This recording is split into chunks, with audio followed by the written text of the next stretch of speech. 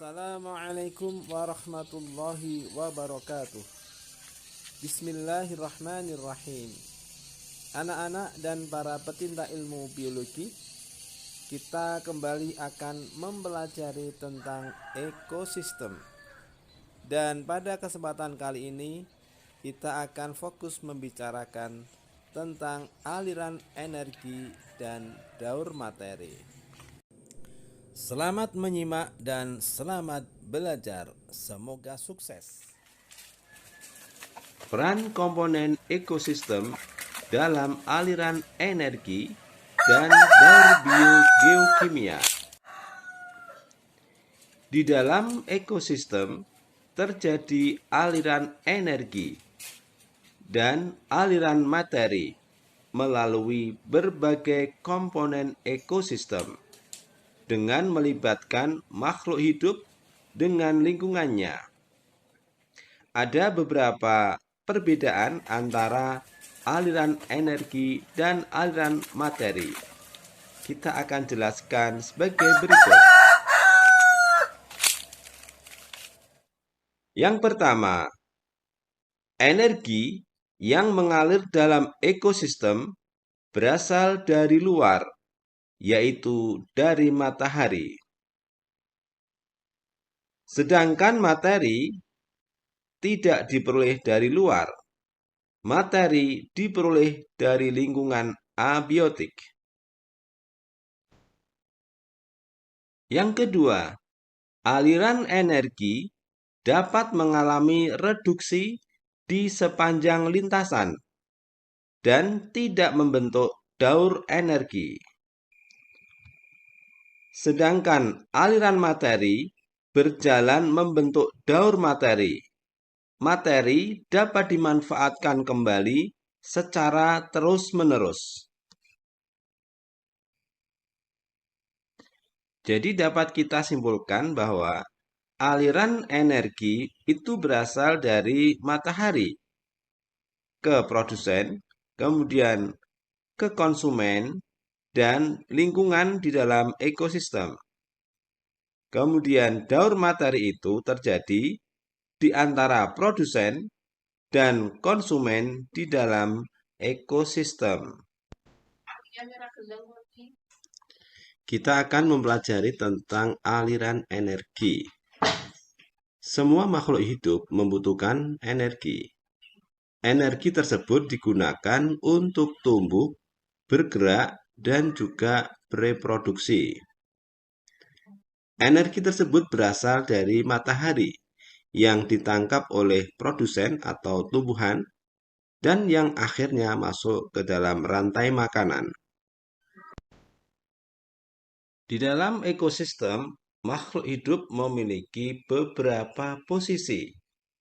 Yang pertama yaitu sebagai produsen, kemudian yang kedua sebagai konsumen, dan yang ketiga sebagai decomposer. Marilah kita pelajari yang pertama, produsen. Produsen adalah makhluk hidup yang menangkap cahaya matahari untuk berfotosintesis. Di dalam fotosintesis ini dihasilkan zat organik dari zat anorganik.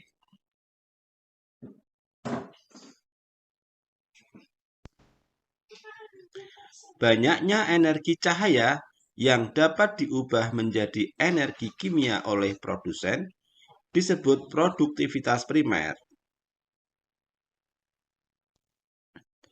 Jumlah total produktivitas ini disebut produktivitas primer kotor atau PPK.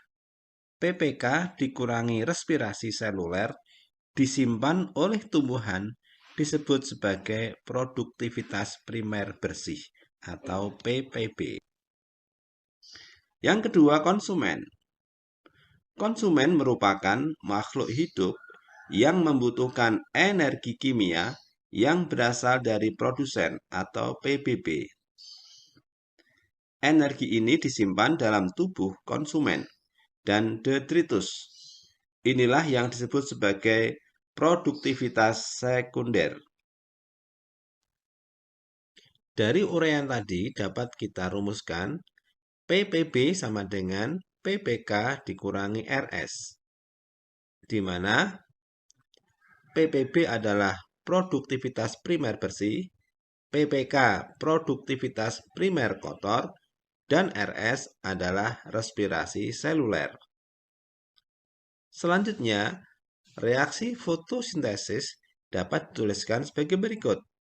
6CO2 plus 6H2O menjadi C6H12O6 plus 6O2, di mana C6H12O6 ini merupakan bahan organik, yaitu glukosa. Selanjutnya, untuk proses respirasi dapat dituliskan sebagai berikut. C6H12O6 plus 6O2 menjadi 6CO2 plus 6H2O. Di dalam ekosistem, konsumen menempati beberapa peringkat. Yang pertama adalah konsumen primer atau herbivore. Contohnya adalah kambing, kelinci, kuda, dan lain-lain. Herbivore ini adalah pemakan produsen. Selanjutnya, konsumen sekunder atau sebagai karnivor. Sebagai contoh adalah kucing, katak, laba-laba, burung, pemakan serangga, dan lain sebagainya. Dan yang ketiga yaitu konsumen tersier yang juga sebagai karnivor. Contohnya adalah elang.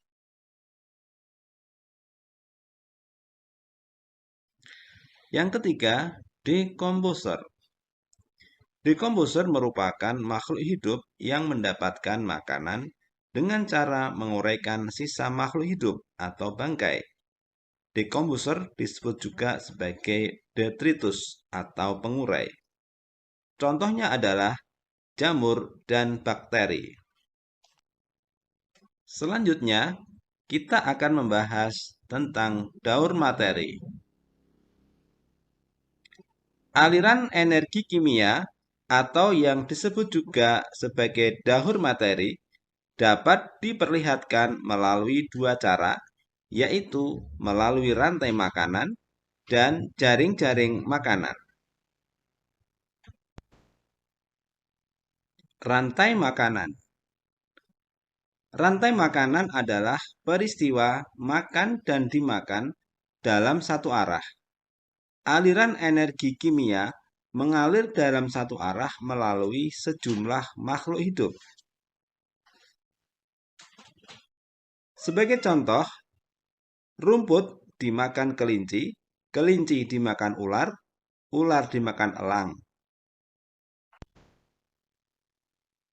Dalam rantai makanan, yang menduduki trofik pertama atau produsen adalah tumbuhan, fitoplankton, protista fotosintesis, dan juga ganggang biru hijau.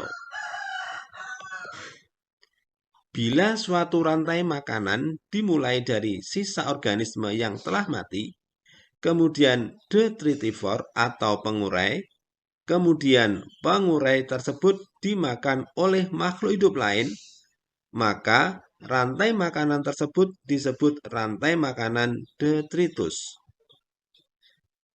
Contohnya adalah kayu lapuk dimakan rayap, kemudian rayap dimakan ayam, dan ayam dimakan oleh manusia.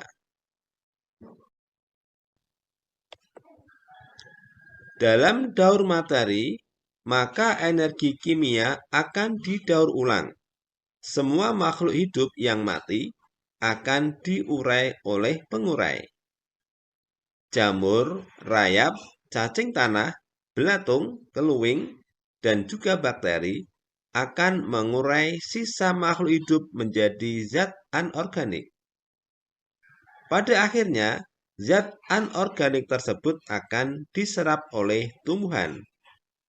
Selanjutnya, tumbuhan akan dimakan oleh herbivore, dan demikian seterusnya.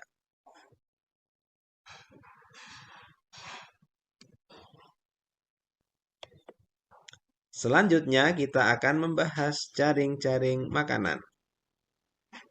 Jaring-jaring makanan sebenarnya adalah kumpulan dari beberapa rantai makanan. Beberapa rantai makanan, bila dihubungkan atau dijadikan satu, akan membentuk jaring-jaring makanan. Jaring-jaring makanan mengilustrasikan semua kemungkinan pemindahan energi dan makanan di antara makhluk hidup di dalam suatu ekosistem. Misalnya, padi pindah ke belalang, kemudian katak, selanjutnya ular, dan elang. Demikian juga padi ke ulat, kemudian ke burung pemakan serangga, ke ular, dan ke elang. Demikian seterusnya.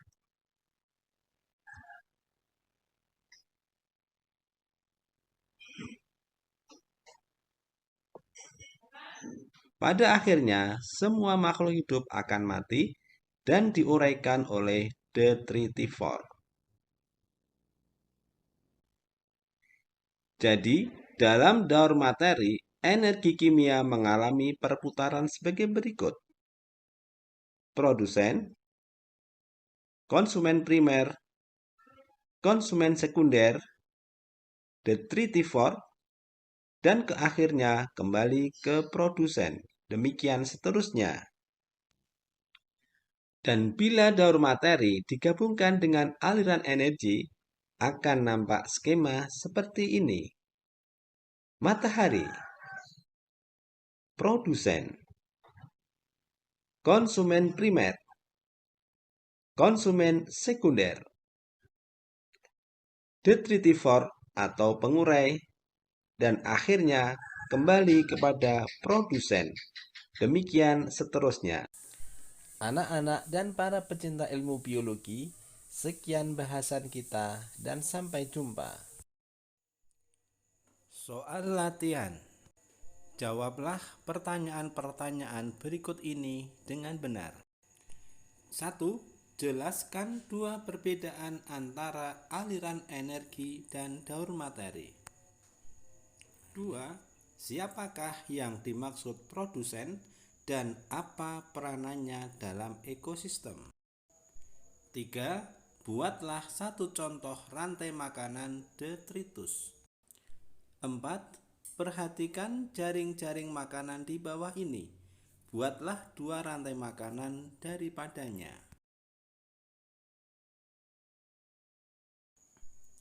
5.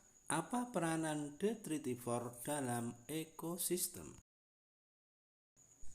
Terima kasih telah bersama-sama belajar pada hari ini dan semoga bermanfaat.